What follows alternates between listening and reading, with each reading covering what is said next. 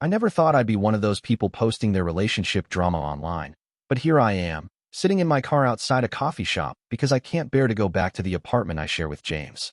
5 years together, a ring on my finger, and somehow it all came crashing down in the span of a week. James and I met in our senior year of college. We had chemistry from day one.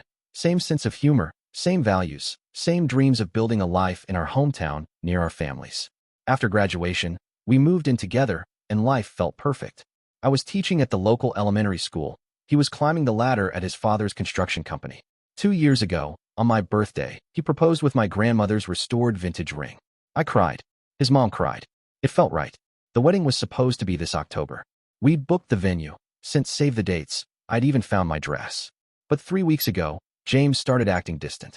He was working late, checking his phone constantly, and barely touching me. When I finally confronted him, he dropped the bomb. I don't know if I'm ready for marriage, Ellie. I was stunned. 5 years, and now he had doubts? He said he needed space to think, that maybe we'd rushed into engagement. I gave him the space he asked for, hoping it was just cold feet.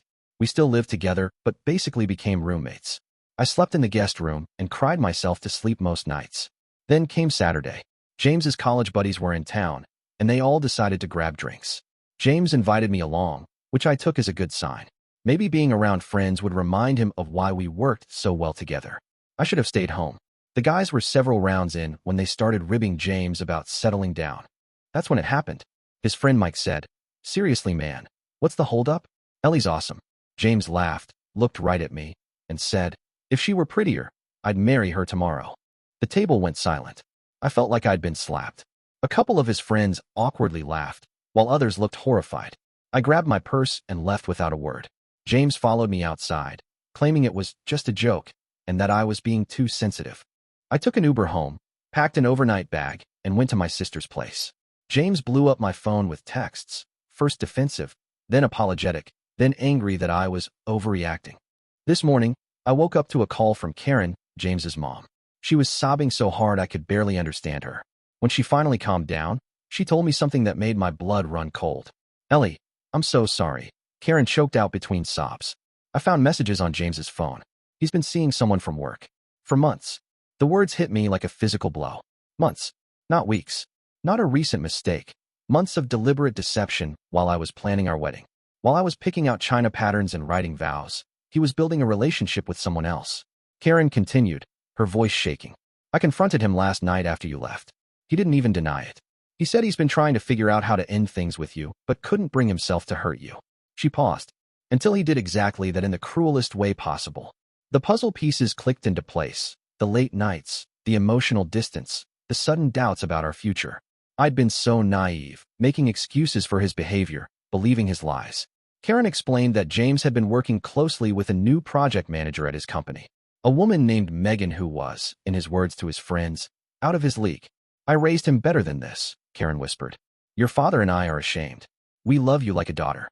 I sat in my sister's guest room, numb. 5 years of memories flashed through my mind. Holidays with his family, weekend trips, lazy Sunday mornings. Had it all been a lie?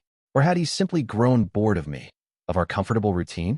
After ending the call with Karen, I finally read James's texts from last night. The most recent one stopped me cold. "I think we both know this isn't working anymore. I'll be at my parents' this weekend. We can talk about arrangements for the apartment when I get back." Just like that. As if I were a business transaction to wrap up neatly. My sister found me in the bathroom, hyperventilating. After calming me down, she made coffee and sat me down at her kitchen table. "What do you want to do?" she asked gently. What did I want? I wanted to scream. I wanted to drive to his parents' house and demand answers. I wanted to go back in time and see the signs I had missed. Most of all, I wanted the security I thought I had, a future with someone who loved me completely. Instead, I called my 3 closest friends. Within an hour, they arrived at my sister's place armed with wine, ice cream, and fierce loyalty. We formed a plan. First, I composed a text to James. Karen told me everything. "I've already contacted the venue and the vendors. I'm canceling our wedding. When you get back, I'll have moved my things out. Please don't contact me." Then I reached out to the venue and explained the situation.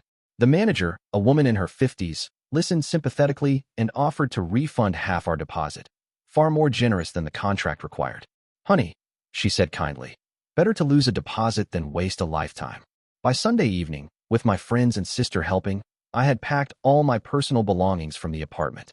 His engagement ring sat on the kitchen counter with a note that simply read, "You should have been braver sooner." That was 6 months ago. The first few weeks were a blur of pain, anger, and embarrassing crying jags at inappropriate moments. I took a week off from teaching, then returned with puffy eyes and a determination to focus on my second graders instead of my shattered heart. My students' innocent energy became my lifeline. James tried to contact me several times. He showed up at my sister's place once, flowers in hand, full of apologies and excuses. I refused to see him. His mother called occasionally, checking on me with genuine concern. She told me he and Megan were openly dating now, but that his family had made it clear they disapproved of how he had handled everything. "We raised him to be honorable," Karen said during our last call. I don't know where we went wrong. I assured her that she hadn't failed as a mother. James had failed as a partner. Our conversation gave me an unexpected sense of closure. 3 months after the breakup, I found an affordable one-bedroom apartment closer to my school. My friends helped me decorate it exactly as I wanted. No compromises with anyone else's taste. The freedom was bittersweet but healing. I started therapy, joined a kickboxing class. Punching things turns out to be excellent therapy, and reconnected with friends I had neglected during my relationship. Slowly, I rediscovered parts of myself that had faded during my years with James: my love of spontaneous road trips, my interest in photography, my terrible but enthusiastic karaoke skills. Last month, I bumped into Mike, one of James's friends who had been present during the infamous "If You Were Prettier" comment. He apologized profusely and confessed that the guys had largely distanced themselves from James after that night. What he said was unforgivable, Mike told me. And when we found out about the cheating, well, that's not the guy we thought we knew. Yesterday, I received an invitation to Karen and Robert's anniversary party. A handwritten note was enclosed. "We miss you and would love to see you, but we understand if it's too uncomfortable. Either way, you will always be family to us." I haven't decided if I'll go yet, but the invitation made me realize something important.